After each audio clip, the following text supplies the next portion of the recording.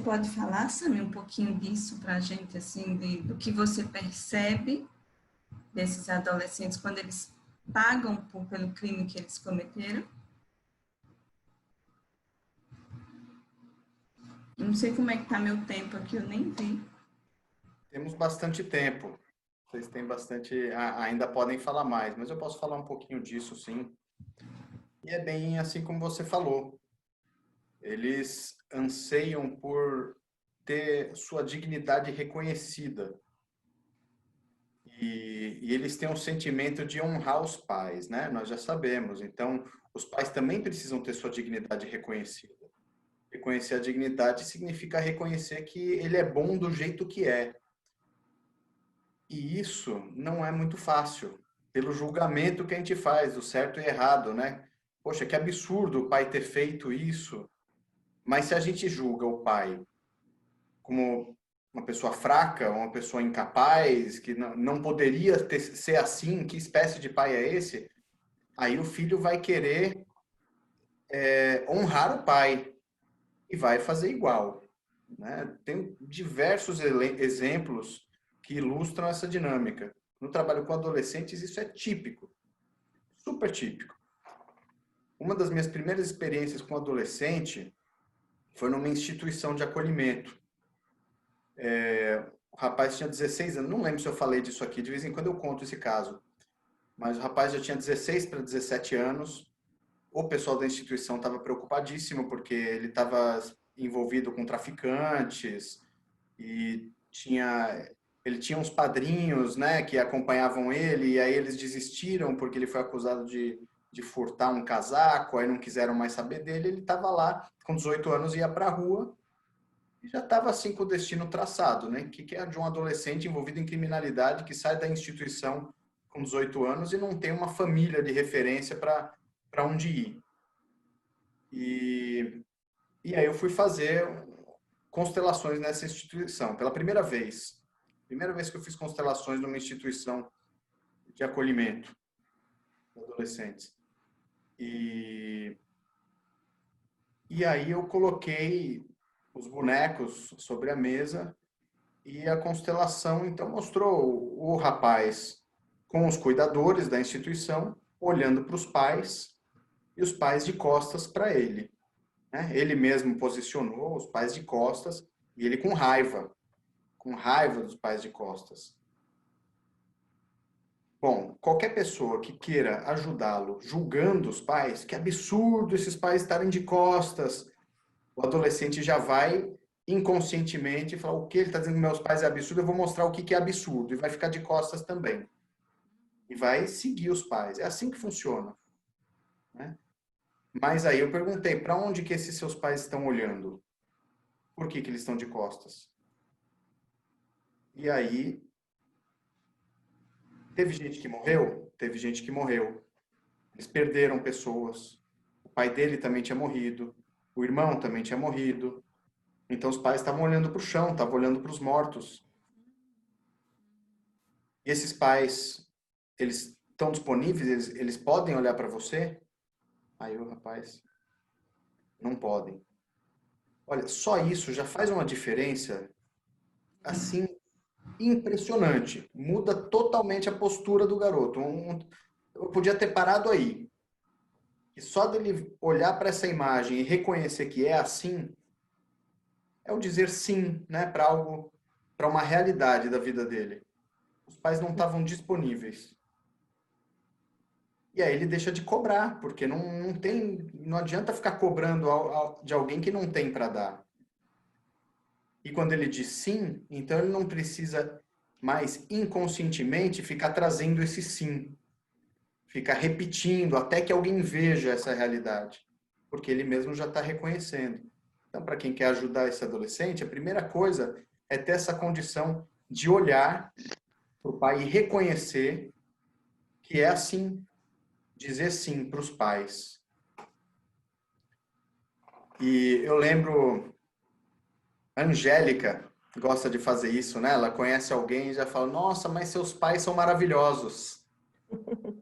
Trabalho com crianças, né? Pedagogia sistêmica. Já cumprimenta a criança, fala, poxa, mas que pai e mãe bonitos você tem, como seus pais são bons. Isso é mágico, é impressionante, assim. O adolescente se desarma na hora. Para essa pessoa que olha para ele dessa forma, falando, eu vejo como seus pais são bons, porque os pais são bons. No caso desse adolescente que eu falei, os pais viraram as costas para ele, não puderam criar ele, por algum motivo ele foi parar na instituição e cresceu numa instituição, né? Abandonado, como se diz, né? Mas e aí, será que os pais são maus? Os pais estavam seguindo o amor deles. Eles tinham o amor deles estava conectado a questões muito difíceis, muito dolorosas, mas quem segue o amor é uma pessoa má ou uma pessoa boa? Então eles têm amor. Eles se deixam guiar pelo amor. Então eles são bons. Aí isso valida o sentimento do próprio adolescente, aquela revolta que ele tinha para honrar os pais e acabava repetindo os pais, o que os pais fizeram. Ele imediatamente converte isso. Ele mantém a honra, ele mantém ele continua sendo uma continuidade, um espelho dos pais, só que agora ele está vendo o amor dos pais, ele está vendo os pais como bons. Então ele descobre que ele é bom também, porque ele também faz por amor. Uhum. Isso é lindo. É lindo e se a pessoa não tem a condição de olhar para os pais dessa forma, ela não tem a menor condição de ajudar a criança ou adolescente. Nenhuma condição. Se a pessoa julga os pais, por exemplo, teve uma constelação muito marcante que aconteceu no encontro de juízes também. Foi a primeira vez que eu fiz constelações no encontro de juízes, em 2013. Aí teve uma questão trazida por uma juíza, né? Que era uma mãe que tinha tido 5 filhos e os 5 tinham sido entregues para uma instituição, estavam lá, não conseguiam encontrar adotante. Ela estava grávida do 6º e estava dizendo que ia deixar o 6º também e que o 7º ela ia ter e ia criar. Uhum. Ela mostrava esse propósito, eu quero criar um filho, mas eu não tinha conseguido. Tinha problemas psiquiátricos e a equipe psicossocial e a juíza estavam assim, pô, como é que pode, né? Alguém tem que esterilizar essa mulher, alguém tem que fazer alguma coisa para essa mulher parar de ter filho e largar na instituição. Uhum. Mas depois de alguns movimentos na constelação que mostrou da ligação dela com a mãe dela, né? Que ela estava buscando a mãe, estava buscando a mãe. Imagina uma mulher que tem essa missão de ter um monte de filho, ela tem uma missão de maternidade. Uhum. A maternidade está muito presente na vida dela. Ela está buscando alguma coisa, inconscientemente, de forma cega, não sabe o que está fazendo, mas nós que conhecemos a constelação, a gente pode compreender isso com alguma facilidade. E as crianças ficavam juntas com a instituição. Aí, quando eu pedi para essa juíza se posicionar, para ver na constelação o que ela podia fazer, ela quis ir entrar e abraçar as crianças e cuidar das crianças e não reverenciou a mãe. Não olhou para a mãe. Como se a mãe, assim, não tivesse importância. E as crianças se fecharam. Crianças, adolescentes, se fecharam na hora, assim. Dizendo, você aqui não é bem-vinda, nós não te queremos aqui. Aí eu falei, você não tem acesso ao coração dessas crianças. Você não vai conseguir ajudar ninguém aqui assim. Olha para a mãe. Ela olhou para a mãe, mas ela não queria olhar para a mãe. A mãe era uma figura, para ela era desagradável, uma figura assim que ela tinha uma rejeição pela mãe. Falei, você só tem acesso ao coração das crianças se você reverenciar a mãe. Aí ela começou a fazer uma reverência e tal e parou. Não conseguiu fazer a reverência. E foi de novo em direção às crianças. As crianças de novo se fecharam e olharam com cara feia. E é assim. É assim, trabalhar com adolescentes, nós temos que olhar com amor para os pais e reconhecer que eles são os pais certos. Tenho diversos exemplos em relação a isso. Um outro caso que eu vou mencionar foi de um adolescente que matou o irmão diz ele que estava numa brincadeira, com uma espingarda e tal, acabou disparando, matando o irmão. E esse foi um caso que eu mesmo constelei num grupo de treinamento porque eu não sabia o que fazer. Porque os pais já tinham perdido um filho, o outro filho tinha sido preso, né, determinada a internação dele. A internação ficava em Salvador, a 500 quilômetros da comarca. E eu estava assim com dó dos pais. Início de carreira, foi minha primeira comarca, foi em 2006. E eu pensando, poxa, mas coitados dos pais. Já perderam um filho, vão perder o outro, que vai ficar 500 quilômetros e foi um acidente. Eu me compadeci dos pais. A pena seria para eles. Então, eu não estava honrando eles, eu não estava reconhecendo os pais como pessoas fortes, como pessoas capazes de arcar com o destino deles e dos filhos. Uhum. Porque uma pessoa digna, que tem a dignidade, uma pessoa que tem sua força reconhecida, é uma pessoa que aguenta as consequências do seu destino. E aí eu fiquei com dó, e aí na constelação o que aconteceu? O adolescente deitou do lado do irmão porque ele queria morrer, o pai deitou do lado dos filhos porque ele queria morrer também, a mãe se ajoelhou chorando, ficou pesado, foi muito triste. Aquilo não era a solução. E aí quando foi a Mimansa que facilitou essa constelação. Aí ela falou umas frases, aí eu me posicionei de uma forma mais isenta, né? Mas sem julgamento e tal, e apliquei a medida sem dó, considerando assim, olha, cada um arca com suas responsabilidades. Pá! Foi um alívio. Eles se levantaram, se conformaram, receberam bem a medida. Então é isso. É olhar com amor, não no sentido de pegar no colo, de passar a mão na cabeça, porque quem pega no colo é a mãe. Reconhecendo que a pessoa é certa desse jeito, que ela tem força para lidar com o seu destino, para arcar com suas responsabilidades. Aí a gente já está mostrando o caminho para ela se colocar de pé no lugar dela, com a força que ela tem. Uhum. Eu queria dar 3 exemplos práticos de como trabalhar com os adolescentes, pegando um gancho do que a Ju falou e do que o Sami falou. Para quem está nos ouvindo, né, e na prática, como é que vocês podem lidar com isso? Tudo tem que fazer constelação?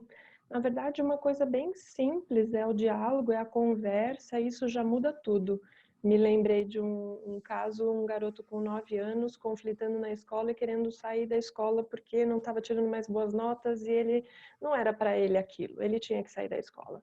E conversando com ele, por que você quer sair da escola? Ah, já tô com 9 anos, já tenho que sair para trabalhar. Mas seus pais estão precisando de dinheiro em casa? Não, mas e o que foi que aconteceu com o seu pai aos 9 anos? Ah, não sei. Ele volta para casa e vai conversar, conhecer a história do pai. E o pai, aos 9 anos, teve que sair da escola para ajudar a sustentar a casa e ganhar dinheiro. Então, num simples diálogo, dá para dissociar a criança daquela situação 15 minutos. Não precisa de muito aprofundamento. A criança, ela é autêntica, ela é verdadeira, ela te fala o que está sentindo, não é cheia de máscaras. O adulto já vai ser mais elaborado, você vai levar mais tempo. Um diálogo ou com um desenho, peça para a criança desenhar. Desenha aqui a sua família. Ele vai no desenho mostrar quem está faltando. Então eu tive um adolescente que veio para mim com 13 anos e ele ainda defecava na roupa. A mãe já não sabia mais o que fazer, já era muito tempo para sair das fraldas e ele ainda não conseguia ter a fisiologia, segurar o organismo dele, né? No desenho ele mostrou quem faltava. O pai não foi desenhado. Ele colocou a mamãe, ele colocou a si mesmo no desenho, como sendo uma criança mais nova do que o irmão mais novo, e o irmão tem 6 anos, ele 13. Então ele estava com hábitos de quem tem 3 ou 4 anos, estava normal, então estava apropriado esse comportamento. E o pai não foi desenhado. Então, buscando com ele, numa única sessão, falando para ele sobre a importância do papai, e aí levei ele a um estado meditativo, o pai foi incluído, aquele comportamento se esgotou imediatamente. Então, em 15 minutos numa conversa ou em 1 hora, analisando um desenho, fazendo uma meditação, uma mudança muito significativa para a vida toda. E a própria constelação. Chegou uma família para mim, um casal que não pôde ter filhos e adotou 2 crianças. Já grandinhos, e levou para casa.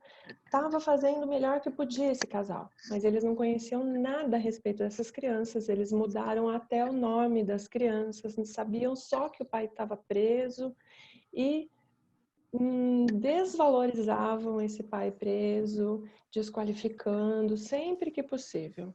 E ali, em um atendimento de 1 hora, conversando com a mãe adotiva, estavam os 4 presentes e a mãe adotiva, fui levando ela a entender a importância da mãe biológica e ela refletir, fiz algumas perguntas para ela refletir: o que te leva a adotar? Você tem um vazio? Quer preencher com essas crianças? E ela ali ficou pensando sobre isso. Fui levando o pai a compreender que o pai biológico, os pais biológicos têm sua principal importância e relevância. Os pais adotivos vêm muito depois para ajudar a aquecer, a proteger, a sustentar, mas é necessário reconhecer a dificuldade, o contexto, o que foi e a importância dos pais biológicos. Esses são certos para essas crianças. É exatamente o que aconteceu com elas, o que elas são capazes de suportar. Então, a mãe adotiva, olhando para as necessidades dela de colocar essas crianças para tapar seus desejos internos, suas coisas não resolvidas, esse pai adotivo reconheceu o valor, porque se agora ele tem 2 crianças em casa que ele pode amar, foi graças ao destino difícil desse pai que foi preso. E no final esse pai adotivo fala assim para mim: mas essa era a profissão dele. Então ele não é mais um criminoso, ele estava trabalhando. A mudança é tão significativa que eles estavam pensando em devolver essas crianças porque já não sabiam mais. Essas crianças estavam conflitando porque olham com amor para o papai e para a mamãe biológica, que eles não sabem onde estão, como se chamam, por que foram abandonados. E os pais adotivos não estavam respeitando todo esse contexto. Num atendimento, a qualidade de vida de todas essas pessoas melhora ao ponto deles conseguirem se harmonizar e cada um ocupar o seu lugar. Então, não é tudo que precisa fazer a constelação. A gente tem muitos recursos, muitos recursos. Um outro recurso que eu me lembrei agora: se a criança com dificuldade de aprendizado está conflitando ou distraída em sala de aula, falta uma irmãzinha, falta um bebê que não nasceu, dá um ursinho de pelúcia, uma boneca para ela levar para a sala de aula. Ela vai se acalmar e vai prestar atenção na professora, vai absorver o conteúdo, vai de fato aprender. Então, são inúmeros os recursos possíveis que vocês já podem utilizar com as crianças, com os adolescentes e com os pais que vierem ao escritório de advocacia pedindo por soluções e buscando coisas. Essas são ferramentas muito, muito úteis.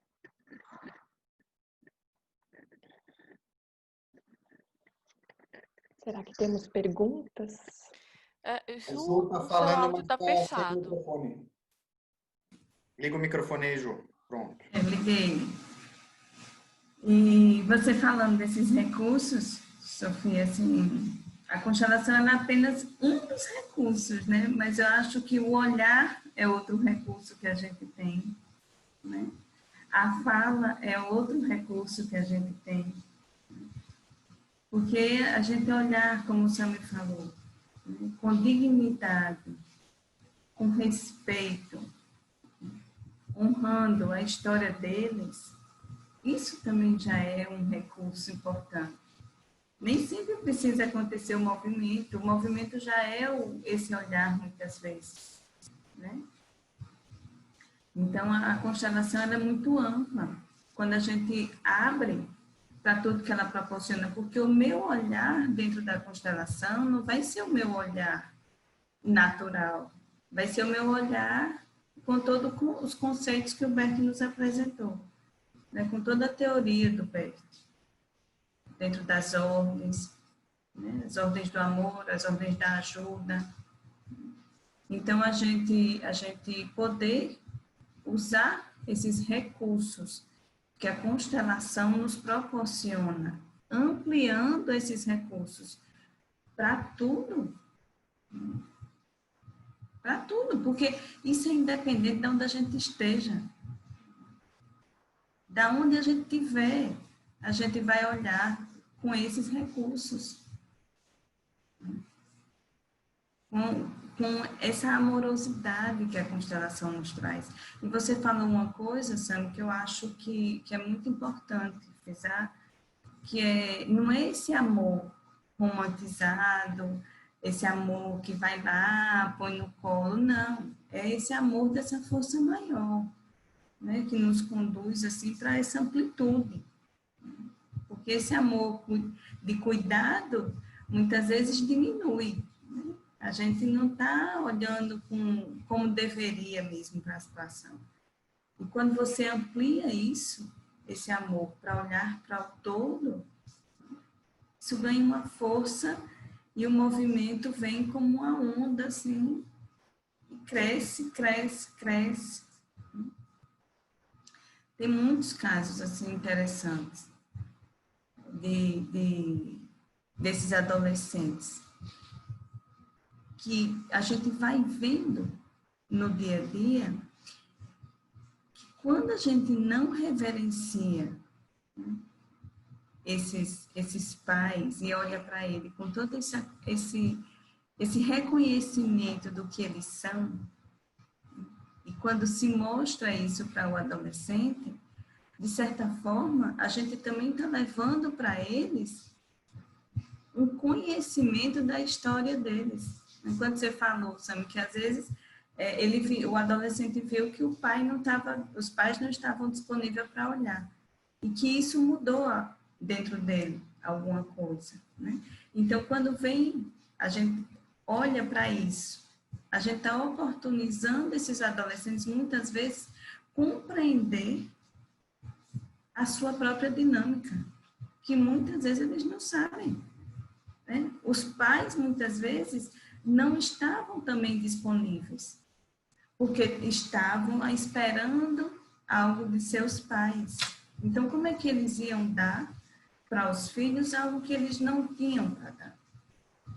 Como é que eles iam passar algo que eles não receberam? E aí, quando os adolescentes compreendem essa dinâmica, que nem sempre os pais puderam fazer, não porque eles não quiseram fazer, porque eles não sabiam o que fazer, ou não sabiam como fazer, isso já tira um peso muito grande deles. E aí as coisas podem surgir e acontecer de uma outra forma.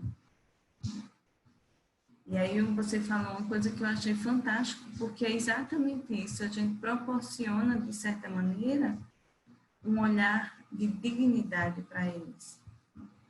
Antes, o que eles achavam que não seria nada na vida, a gente tem um adolescente que ele virou escritor. Ele escreveu um livro da história dele, ali, de tudo que ele vivenciou no momento que ele estava preso. E era um adolescente que não tinha perspectiva nenhuma quando saísse. Nenhuma. Tinha outro adolescente também super revoltado, né? Não queria papo com nada. Depois do movimento, ele saiu, conseguiu um emprego digno, constituiu família e vive essa dinâmica hoje com muito mais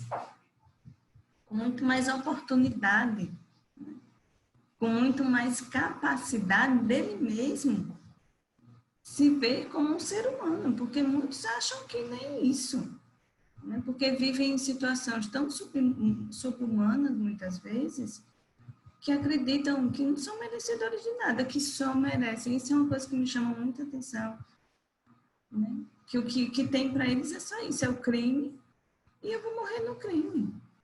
É como se não tivesse outra vida fora isso.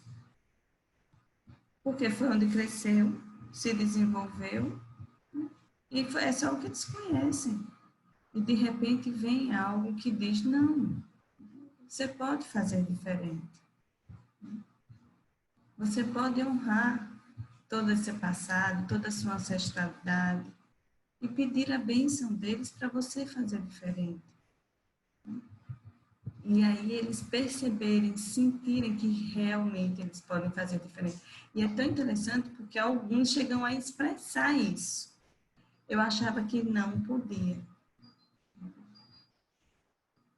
Que bom que eu posso fazer diferente. Tem horas que eu preciso me segurar muito, assim, porque vem muitas emoções nas horas dos atendimentos, sabe? Muitas emoções. E a gente fica se segurando ali, porque eles poderem perceber que pode ser diferente. Dá esperança, né? Dá esperança, exatamente, você leva esperança, sabe? E é exatamente isso, eu escutei isso várias vezes, eu agora tenho esperança, sabe? De que pode ser diferente. Teve um que chegou um dia para mim para ler e disse assim, doutora, quando vocês me encontrarem na rua, vocês vão ver um homem. Eu chego a me arrepio contando isso, sabe? Vocês vão ver um homem. E a gente olhou para ele e disse sim. A gente tem certeza que encontraremos um homem. Eles não tinham esse conhecimento de que eles podiam viver isso. Assumir. Outro chegou para mim outro dia e disse assim, eu só sinto muito porque eu não vou poder ser o pai da minha filha. Eu falei, mas... E aí, né, na constelação, ele não tinha tido o pai, né? Mas por que você não vai poder ser o pai da sua filha? Porque eu estou preso. Eu disse, mas você vai sair daqui. E o que te impede de, quando sair daqui, você assumir o seu lugar de pai? E ele olhou assim para mim, bem espantado, tipo, e eu posso fazer isso, sabe? Eu disse, agora sim. Agora você olha para sua filha e diz para ela, agora eu posso ser seu pai. Mas para você ser seu pai, para você ser pai dela, você precisa olhar para o seu pai e dizer para você internamente, eu tenho o meu pai. E uma coisa que eu acho muito interessante, Sam, dentro até disso que você trouxe, né, desses conhecimentos que a gente proporciona, é que muitos chegam lá dizendo assim, ah, não, como é o nome da sua mãe? Não sei. Como é o nome do seu pai? Não sei. Falei, mas você tem registro? Tenho. No seu registro tem o nome deles, tem o nome da minha mãe. Como é o nome da sua mãe que está no registro? Aí surge o nome da mãe, que antes já não sabia, aí surge o nome da mãe. Aí quando surge o movimento, né? Quando acontece uma constelação, que às vezes pode acontecer de não acontecer uma constelação. Não necessariamente tem que ter uma constelação. Né? Mas quando surge, que na maioria das vezes surge, né? Aí geralmente parece um morto. Olha, tem um morto aqui. Quem é esse morto? Acho que é meu pai. Aí vem surgindo, né? Aí você vai vendo a história do pai sendo narrada, que antes não conhecia a história do pai. Não sabia nem qual era o nome do pai. E aí é como se essa história fosse sendo despertada, acordada dentro dele. E aí ele vai relatando isso, né, naquilo que vai surgindo. Olha, mas eu vejo aqui que do lado, às vezes acontece, né? Tem, do lado do seu pai parece que tem outro morto. Vamos botar aqui outra pessoa e põe outra pessoa. Ah, é meu tio, é o irmão do meu pai, que também foi assassinado. Aí você vai conhecendo mais a história da família. E ele automaticamente vai internalizando essa história dentro dele, que antes ele não fazia questão nem sequer de dizer que existia. Eu quero esquecer totalmente. Né? Então, você poder proporcionar isso, né? Esse reconhecimento com respeito, honrando tudo que foi, né? Honrando essas lealdades invisíveis, né? Que tem... Porque história de vida, né? É verdade. Negar a história de vida é seguir para a morte.